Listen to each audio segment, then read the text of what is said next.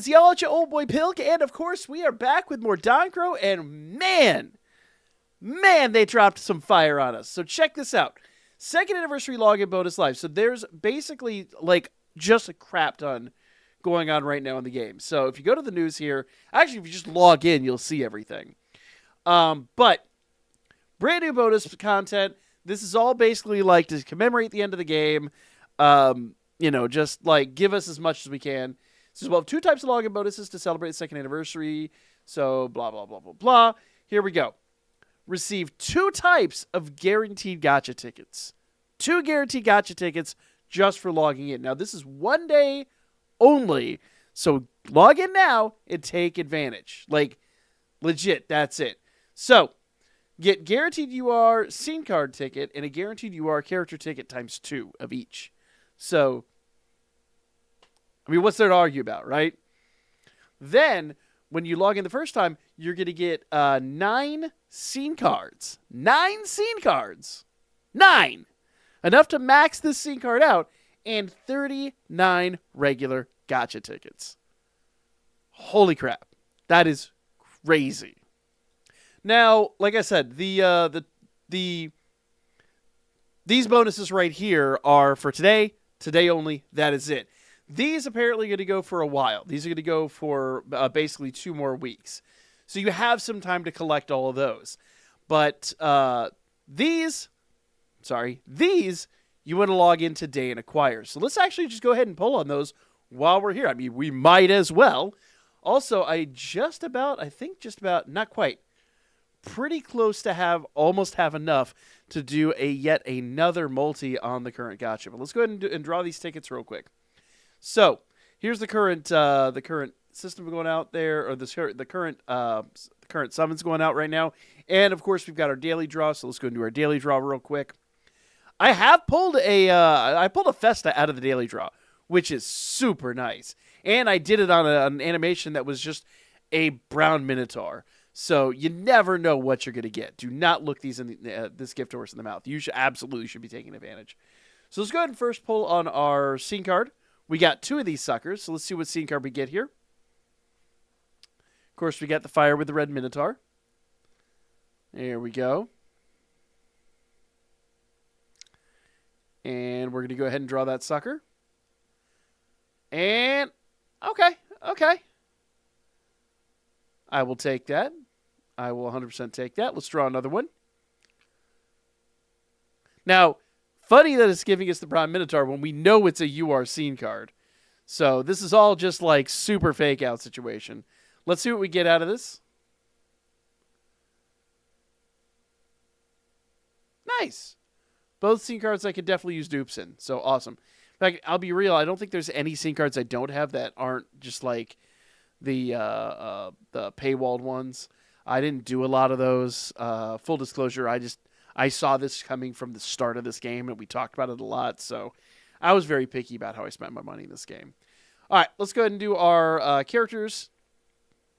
Of course, we saw the runes there. When we expect runes, because those runes are always going to be a character, whether it is an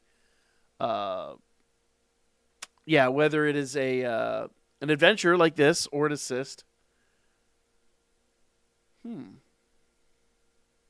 Oh, it's Asui. Okay. Now, in full disclosure, there are a few units here that I could use. So let's actually go in here real quick and look at what actually could be included on this, because I don't know for certain. Let's see. Vanguard Bet, Tiona, King Otaro. So it doesn't look like any of the Festas or anything like that, or any of the time. It's all the non-time limiteds. So, this would just be dupes, honestly. But let's pull again and see what we get.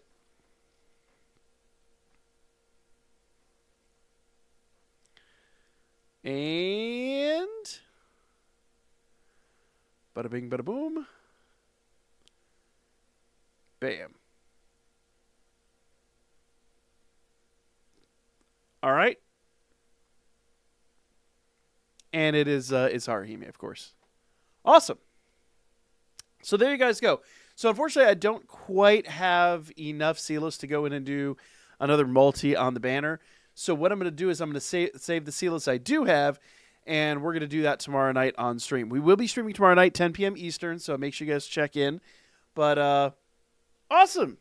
I'm so glad they're doing this, because, I mean, this is the kind of stuff, if they had been doing more of this throughout the last 2 years, trickle this out during, like, celebrations and anniversaries and other big events, more people would have been playing this game.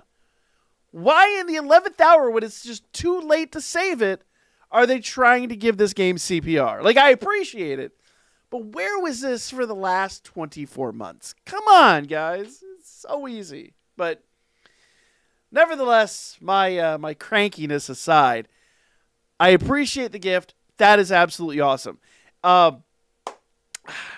Let this just kind of be a word of caution to you guys. And I've talked about this a lot, but I'm going to go ahead and just really harp on it here, because it's something I feel passionate about. For those of you guys that haven't been following along for a while, maybe don't know, as I said here earlier, I didn't spend a lot of money in this game. I saw this coming a mile away. I mean, a lot of us did. Like, this was a very predictable situation. The simple fact that the game was going to close. The game wasn't simply going to last forever. I'm trying to put this like in a positive light, while, you know, obviously it is a negative reaction to all this. But the reality is, and I'll be completely frank here, the devs have always done a really good job for the most part. I know that there have been some quirks and features, shall we call them, along the way. But every game has that. Every single game has that. That's not unique to this game whatsoever. What is unique to this game is the very greedy monetization strategy. You know, I really feel like had they been more forthcoming, had they not been so greedy, had they not just really, had it not felt like they were milking the audience from minute one, this game could have been like Dan Mimo and lasted 7 years plus.